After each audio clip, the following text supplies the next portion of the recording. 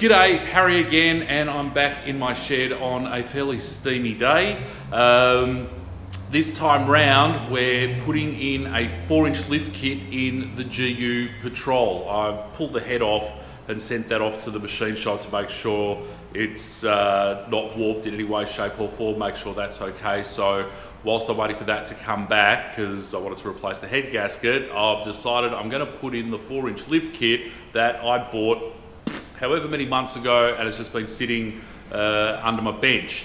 Now, where a lot of people go wrong with lift kits is they think it's just a matter of changing the springs and shocks, but there's a lot more to it than that. As you start lifting your vehicle, you're going to be changing your steering geometry, the angles that everything works at. So there's a lot of other bits and pieces that need to go into it. So we're going to be doing Panhard rods. We're going to be putting new trailing arms in the rear.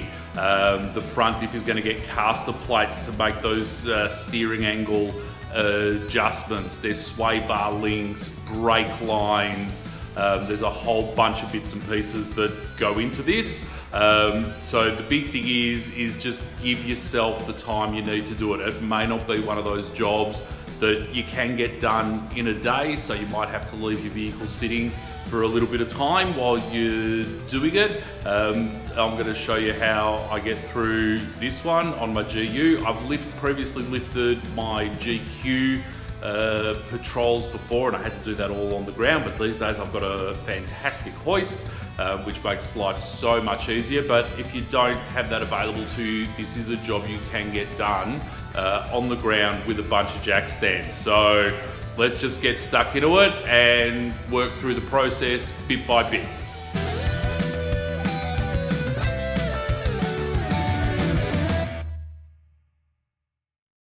So one of the big things you need to remember is that you're basically going to be disconnecting your diff from the actual vehicle itself. So regardless of whether you're doing this on the ground or doing it on a hoist, you're going to want to be able to support the diff all the way through the operation. Now I'm starting at the back of this truck, but you know, start at the front, start wherever you like.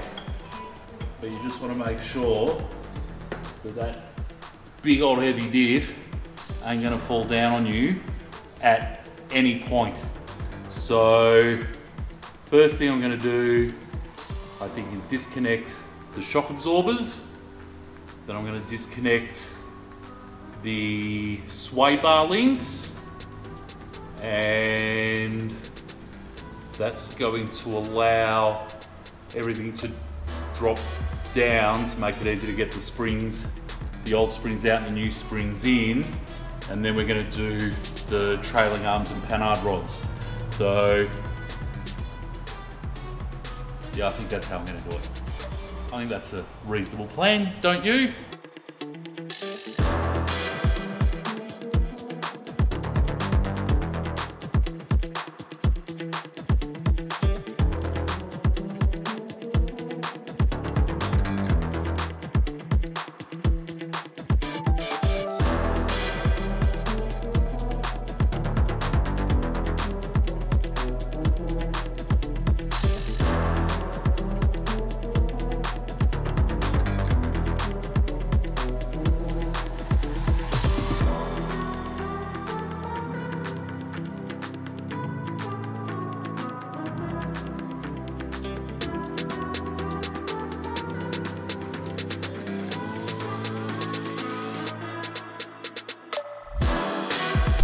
Alrighty, so we've got the lower control arms out the back. We're putting these new ones in, and they're fully adjustable. The instructions tell us that we should start somewhere between 10 and 20 mil longer than the originals. We've also got to be mindful that these bushes are canted at a couple of degrees. So there's going to be a left-hand side and a right-hand side. So that's why I'm doing this side by side.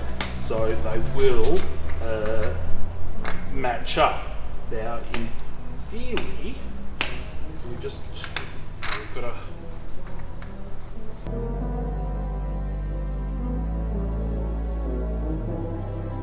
and you're going to need some big spanners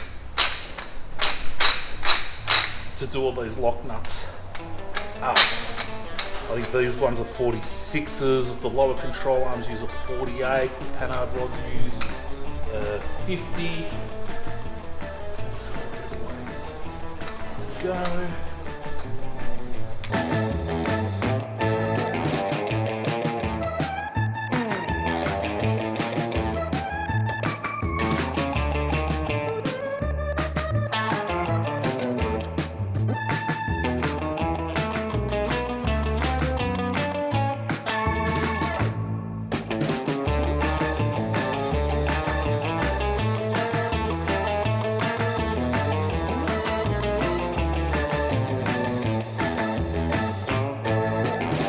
So had a little bit of an issue while we were trying to get the trailing arms in. The diff had rotated that little bit just from the raising up and down and then not having anything to hold it in place. So we had to improvise, and I grabbed a ratchet strap and pulled the whole thing backwards, which made it a hell of a lot easier. We had to do that on both sides of the diff, because once the trailing arm was in on one side, then it pulled the diff out of whack on the other side, and it made life really easy. And then unfortunately, straight after that, the batteries in the camera went flat. So here's the next bit of commentary for you.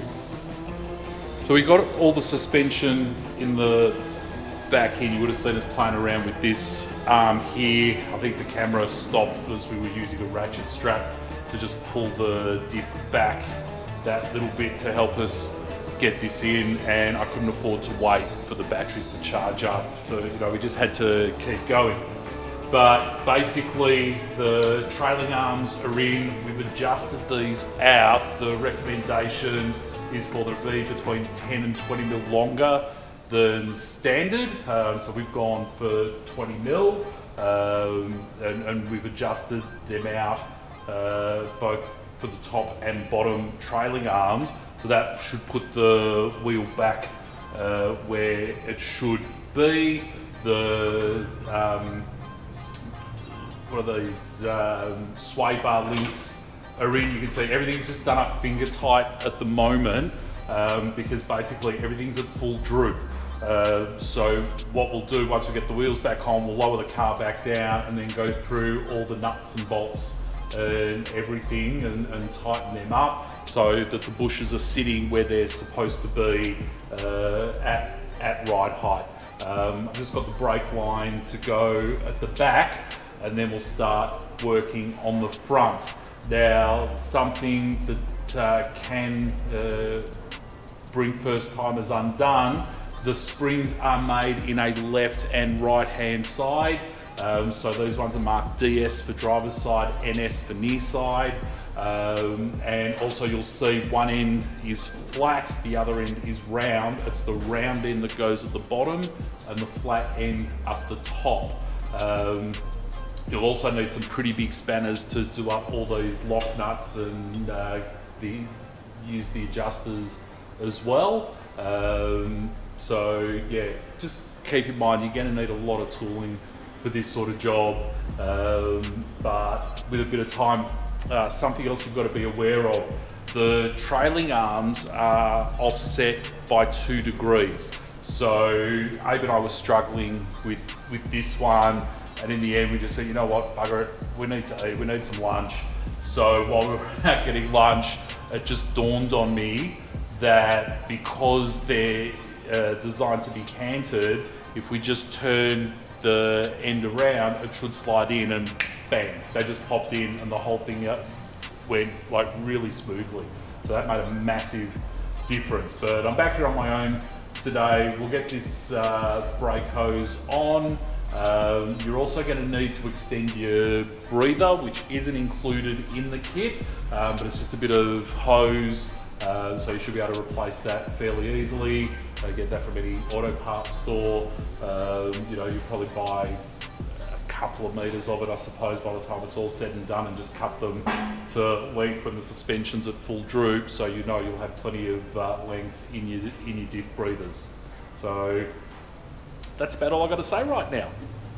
When you are undoing brake lines, you always want to make sure that you're using a pipe spanner, so that way you get as much purchase on the nut as possible, because you really don't want to round these things off, because that will just make your life really, really miserable.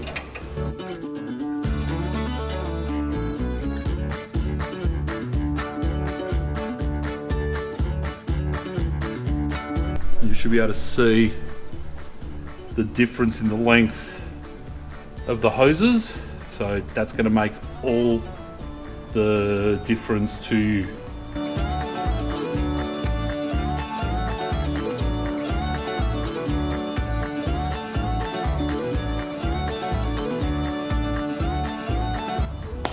Okay, so I've got the shocks out, I've taken the sway bar links off, and I've removed the brake lines, or at least pulled them off. I'll start to get them from on top to actually remove them completely. So now the whole front end can reach full droop, which means I can get the springs out really easily. So I'll do that, put the new springs in, then I think my next port of call is to basically jack it all up and get the shocks in, so that way I can at least hold the diff up whilst I'm mucking around with the caster plates, because that's a bit of a fandangled operation, which obviously I'll show you how I go about it, but I think that's the process that needs to be followed here.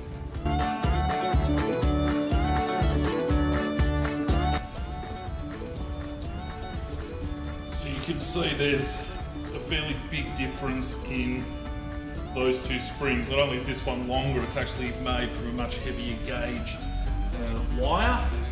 So we'll be able to cope with all the dings and bangs and dents. Should just slip in. This one is marked driver's side, so let's not put that one in here.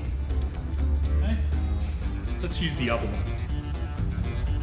I don't know if you can see that there, DS driver's side,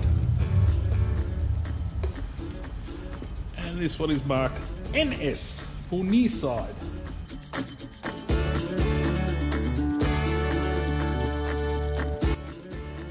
And this just shows you how things can change so quickly in my world. So I've pulled the springs out only to discover that the top rubbers are pretty much cactus. They're all cracked up, and you know, I just don't want to use them. So I've already ordered a new pair. I'm not going to see them till the morning.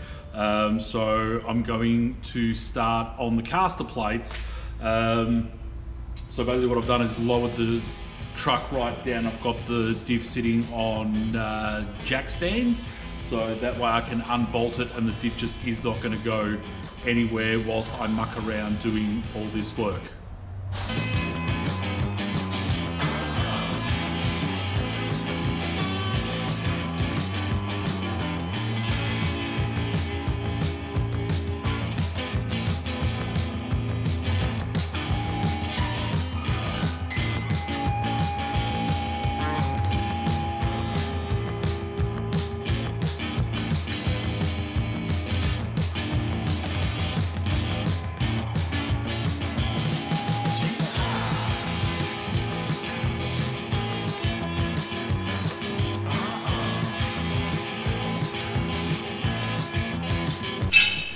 So these are the caster plates. There's just a pair of them. Obviously you get 4 in the kit. 3 of them look the same. One of them has a different cutout. This is the pair for the driver's side. You'll see they've got these welded on tabs. So basically the rear mount for the radius arm, these go through the same holes, but the new radius arm mounting is through here, which means you've got to drill through the diff where these apertures are. Now the kit does come with all new hardware, so we don't have to worry about saving and using the old bolts and nuts and all that, but like everything, it's going to be a mission to get them in. Always give yourself plenty of time, don't rush it. you know, just follow the process one step at a time.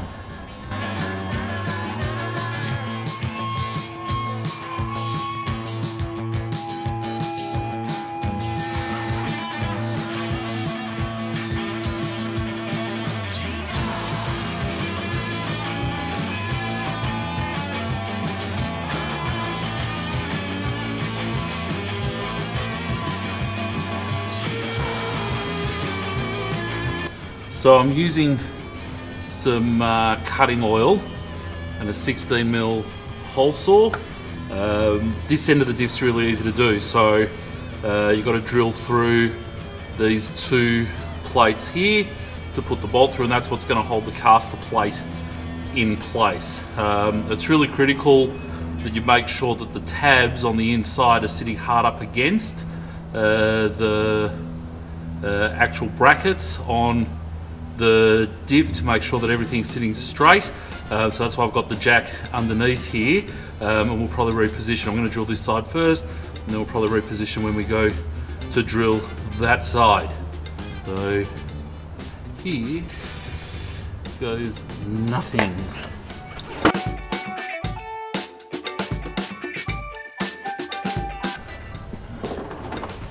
Now here's a handy dandy piece of kit that I bought. It's a right angle drill. Basically, you're not going to have enough space between the steering knuckle and the diff itself to get a regular drill in there. So this will make a world of difference. I know you can hire them, but I seem to be working in confined spaces a fair bit and needing a drill. So decided to buy one for myself.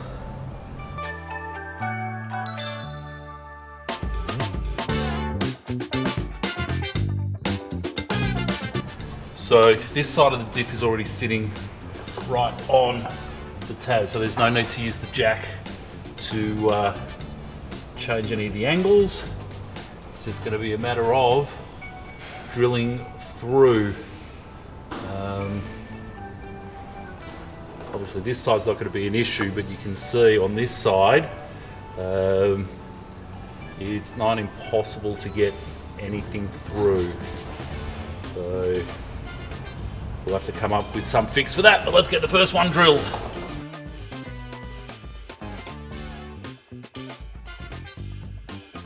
Alright. I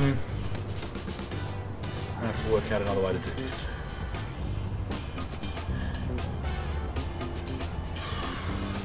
I'll be back. Alright, taking a bit of a punt here. I can't get a normal drill in there. The hole saw is too short to get all the way across. So I've managed to find a 16mm drill bit on a 12mm shank that I can feed in from this side. The trick is going to be keeping it drilling nice and level through this side, and hopefully we hit this hole, because you don't want those bolts being able to move. You really want them going in nice and smooth. So a bit of cutting fluid. Let's see how we go.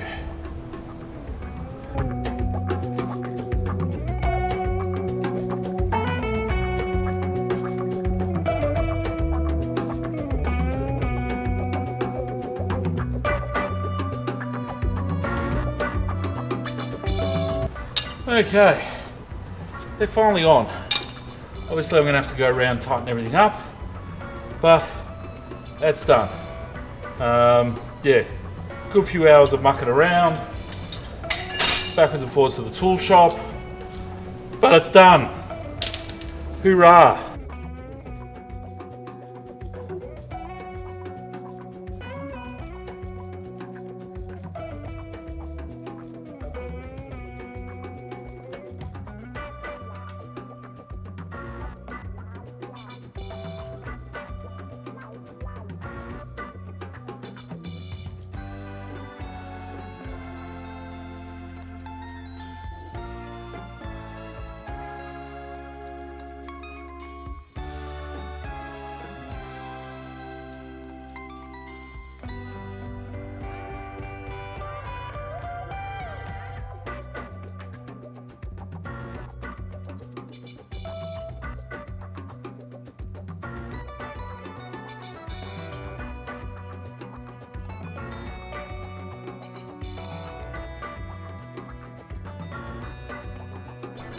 Okay, so we're basically done. I put in new brake lines in the front. I also put a new steering damper in the front as well. And as you can see, we've now got a huge amount of clearance between the tyre and the body. I'm actually going to be going up size in tyres, maybe 2. So these work out to about a 31. I'm thinking either going up to 35s on this, and then we see whether we've got battles with diff ratios, things like that.